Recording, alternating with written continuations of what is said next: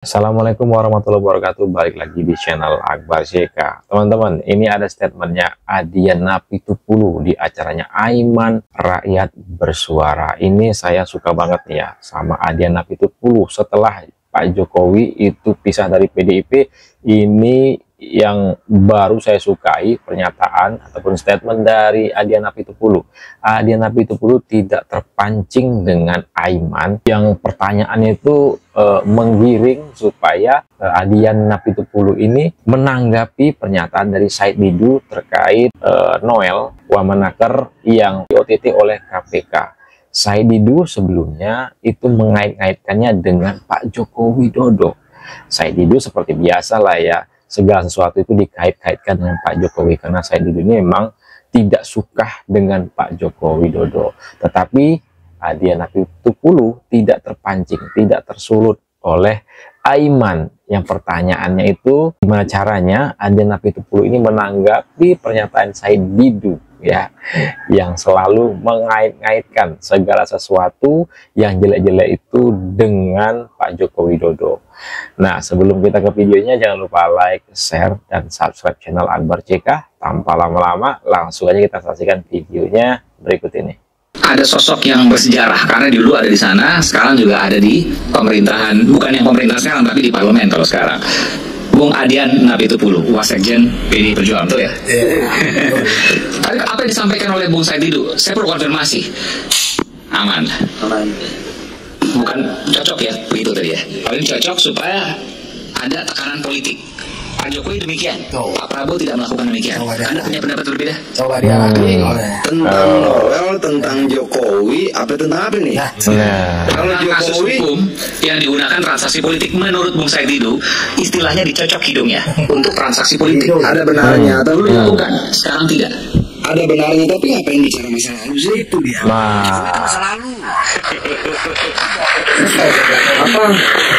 Menurut saya masih dibicarakan sampai sekarang, sampai UGM pun. Ya dibicarakan dalam konteks sejarah aja. Sudah, itu sudah selesai.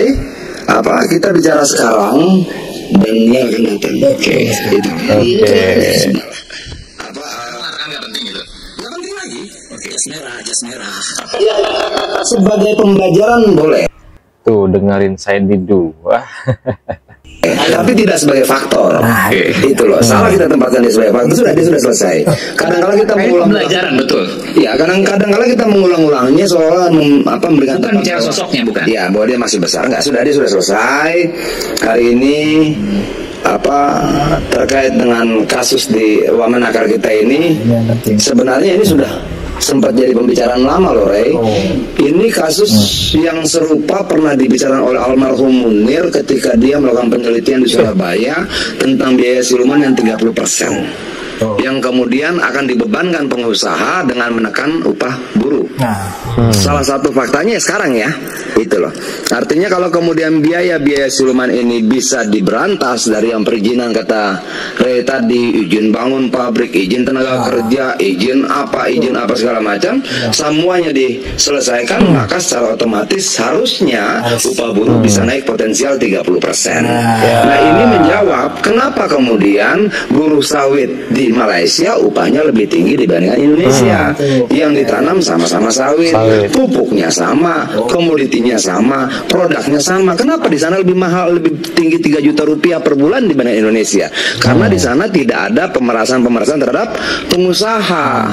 Dan di Indonesia terjadi. Nyatanya apa ya kasus terakhir ini?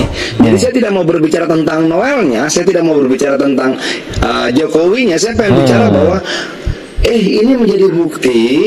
Ketika pengusaha diperas, maka dia akan mengambil atau akan menekan titik terlemahnya. Apa buruh? Itu dia. Untuk mengganti biaya-biaya itu dia akan tekan semurah mungkin upah buruh. Nah, sekarang kita bicara. Nah, yang kayak gini-gini nih ya, saya suka nih sama Adian untuk saat ini ya. Bicaranya bukan soal masa lalu yang nggak penting. Bicara tentang Pak Jokowi, macam-macam segala sesuatu dikaitkan dengan Pak Jokowi, seperti Said Didu itu ya. Kalau kemudian biaya-biaya itu dihilangkan, upah buruh naik nggak naik? Artinya bahwa peristiwa ini jangan berhenti di sini. Itu gitu loh. Kenapa? Di banyak komponen-komponen biaya produksi lainnya terjadi itu. Itu terjadi, dan itu sudah sempat disampaikan oleh almarhum Munir tahun 90-an ya, kalau tidak salah. Artinya Munir sudah bicara itu dulu, 30% dari biaya produksi itu untuk biaya siluman. Pejabat ulang tahun setor, istri pejabat ulang tahun setor, anak pejabat setor lagi, pejabat liburan setor lagi, izin ini, bayar ini 30%. Nah, saya tertarik bicara itu. Kenapa? Pembicaraan kita harus merubah dong, merubah sesuatu. Merubah apa? Merubah kehidupan buruh. Pakai momentum ini sebagai pembelajaran bersama bahwa jika ini diselesaikan semuanya, upah buruh naik, buruh lebih sejahtera. Nah, saya lebih suka bicara itu. Betul. Nggak mau lagi saya bicara Jokowi dan sebagainya. Iya. Permasalahan apakah itu akan dilakukan? Bersih-bersih total. Harus dilakukan. Kalau kemudian gini, tidak ada jabatan yang tidak berakhir. Prabowo akan berakhir, suatu ketika akan berakhir. Nah, dia mau mengakhiri jabatannya kelak nanti dikenang sebagai apa? Apakah dikenang sebagai bapak keadilan bagi buruh? Atau bagaimana, tergantung bagaimana keputusan dia. Momentumnya ada. Selesaikan sekarang. Pakai momentum ini untuk betul-betul menjadi kesempatan seluruh biaya siluman yang 30% menurut Pak Munir itu selesaikan, naikin upah buruh. Setuju, saya setuju. Dan logikanya sederhana. Upah buruh naik, daya beli meningkat, produksi bertambah, lapangan kerja terbuka, terus naik terus. Nah, momentum ini seharusnya seluruh pakar ekonomi berhitung. Oh, ternyata apa yang sempat disampaikan oleh almarhum Munir 30 tahun lalu. 30 tahun yang lalu. Luar biasa. Nah, ini obrolan yang menurut saya dari peristiwa kita belajar, kita berubah. Dari peristiwa kita belajar, kita berubah. Itu dia. Itu dia Bang, betul. Tapi kita masih nungguin tadi. Ini masih disampaikan oleh Bung Said. Setuju, tapi itu Angop aja saya Didu. gitu loh. Apa yang disampaikan Bung Said tadi, saya tidak bantah. Tapi sudah basi.